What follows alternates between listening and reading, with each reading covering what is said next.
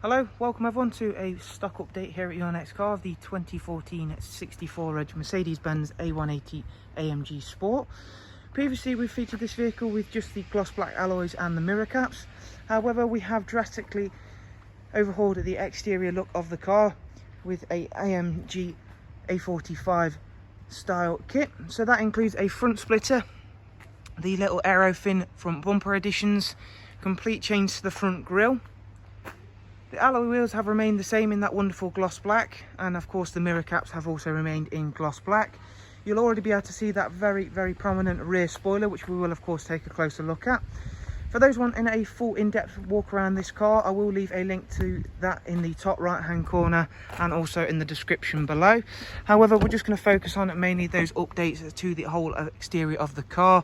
There you can though see really quickly that wonderful AMG Sport half Alcantara interior. So round at the back then, there you can see what a difference having that exterior styling package to the car. It really does give this A180 a real completely different look. In my opinion, it does look really well with the metallic silver as well, and of course does finish off this car very nicely.